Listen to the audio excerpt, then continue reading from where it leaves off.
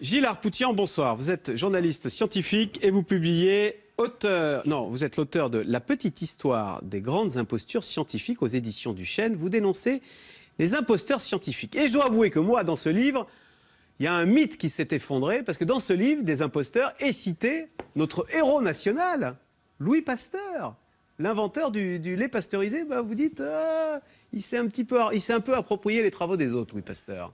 Louis Pasteur est un très grand découvreur, mais peut-être pas l'inventeur qu'on aurait voulu qu'il soit. Et l'histoire de France retient un personnage un petit peu différent de la réalité historique. Et Pasteur n'en reste pas moins un grand homme, un grand génie des sciences. Mais alors, par exemple, le lait pasteurisé, vous dites, on ne devrait pas dire le lait pasteurisé, ça devrait s'appeler le lait vergnétisé. En fait, c'est Alfred de Vergniette qui a inventé le système de réchauffage, en fait, de chauffage du vin. À la base, on s'intéresse à ces technologies pour le vin. En fait, à l'époque de Napoléon III, vers 1860, il y a une grande crise industrielle autour du vin parce que le vin français ne se conserve pas. Donc ça se conserve quelques années et après il est inconsommable. Ça pose beaucoup de problèmes à l'échelle nationale et notamment pour l'export. À l'époque déjà le vin est très important. Et Napoléon s'en émeut et demande à ce que les chercheurs, les biologistes de l'époque trouvent une solution. Et l'idée, ça a été de réchauffer le vin à 70 degrés. Au bain-marie.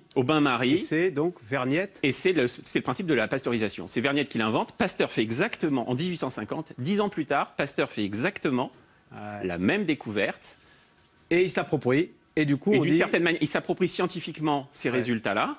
Et voilà. Et sera plus tard, bien plus tard, en fait, encore 20 ans plus tard, ce sera un chimiste allemand, qui inventera la pasteurisation du lait. Mais entre-temps, Pasteur a déposé le brevet. Ouais. Alors, en même temps, Pasteur est cité dans les imposteurs, mais aussi Einstein. De la même façon, vous dites Einstein, il a une tendance à s'approprier les travaux des autres. Et là, en l'occurrence, il s'approprie, c'est donc Einstein, le génie de la synthèse, votre chapitre, il s'approprie un peu trop les travaux de Henri Poincaré. Mais j'allais dire, est-ce que c'est pas le propre des grands... Bien sûr. Voilà, c'est de faire la synthèse des travaux précédents et d'aller de l'avant. Chez ces grands génies, en fait, l'élan créatif et le travail besogneux, laborieux, qui permet d'amener à établir une découverte, c'est deux démarches intellectuelles totalement différentes. Et souvent, pour cette deuxième partie, nos grands génies auront tendance à s'inspirer de leurs contemporains et à prendre aussi ce qui existe.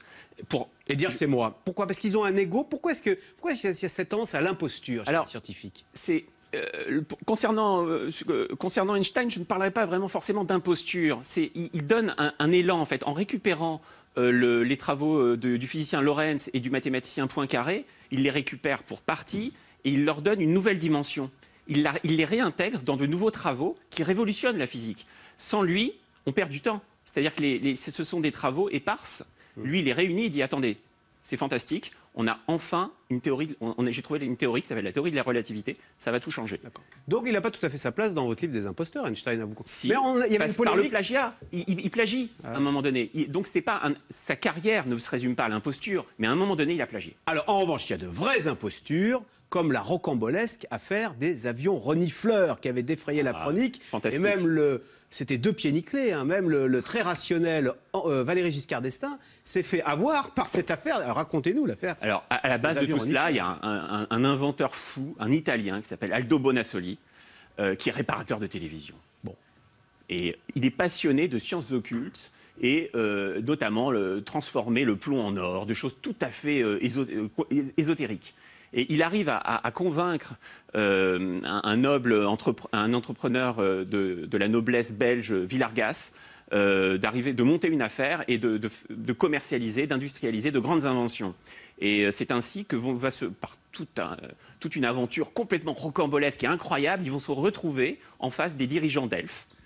Et on est en pleine crise financière de 73, voilà. Après 73. Et le souci de la France, c'est de pouvoir produire soi-même le pétrole. Après la fameuse crise où l'OPEP en fait fait un blocage sur et fait flamber les prix, soit de trouver des énergies alternatives. C'est de là d'ailleurs que viennent la construction des centrales nucléaires, etc. Bref, il se retrouve face à Giscard d'Estaing, au patron d'Elf. Au patron d'Elf, qui est une entreprise publique. Et que prétend-il avoir inventé? Un dispositif radar pour découvrir des gisements pétrolifères instantanément dans le sol. Simplement en survolant avec un avion le sol, on peut, par survol aérien, on peut détecter les gisements pétrolifères. Voilà, d'où cette expression avion renifleur, parce qu'il prétendait qu'il pouvait renifler. Il y a du pétrole. Et Pierre Péan, en 83, fait exploser cette affaire, à l'époque au Canard enchaîné, fait exploser cette affaire des avions renifleurs, qui est un scandale politico-financier. C'est des centaines de millions d'euros d'aujourd'hui qui ont été dépensés par ces imposteurs.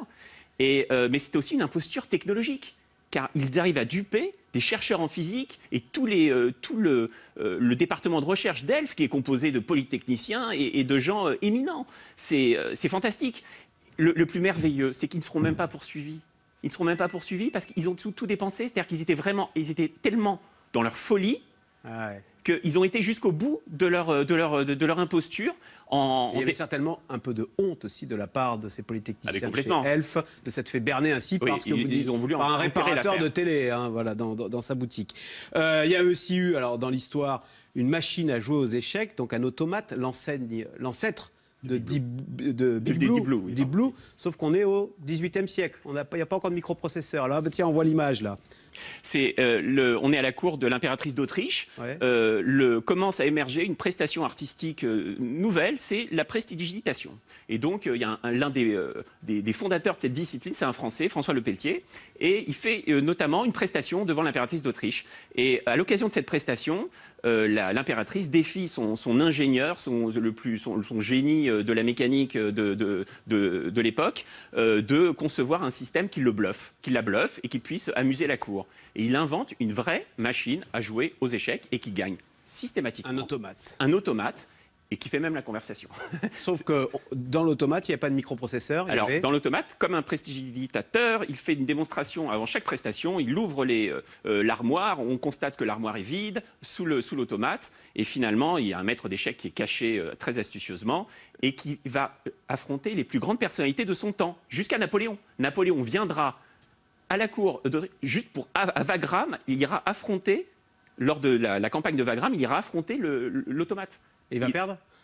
L'histoire dit qu'en fait, dans un premier temps, il a cherché à tricher pour duper l'automate. Et cette partie d'échecs est retranscrite dans les annales de grandes parties d'échecs. Et en fait, on voit aussi notamment que finalement, peut-être que Napoléon n'était pas le grand stratège qu'on imagine non plus, car en fait, apparemment, il n'était pas très habile aux échecs. Doublement, il s'est fait berner par un faux automate, et en plus, il a perdu. Il a perdu de manière assez très enfantine. Voilà, puis il y a aussi, vous racontez des histoires très récentes avec une japonaise qui a failli avoir le prix Nobel pour ses travaux. Elle invente un système pour un Français aussi, Olivier Voynet, pour des travaux sur la génétique. Jusqu'à aujourd'hui. Voilà. C'est très récent. Voilà, merci beaucoup Gilles Arpoutian, des tas d'histoires sur les grandes impostures scientifiques. Donc c'est la petite histoire des grandes impostures scientifiques et c'est des éditions du Chêne. Merci. Tout de suite, Caroline Roux, C'est dans l'air qui revient sur l'émission Dialogue citoyen. Hier, 3 500 000 Français ont regardé Le Président, une émission pour dire quoi? L'exercice était-il réussi? C'est tout de suite. C'est dans l'air, Caroline Roux.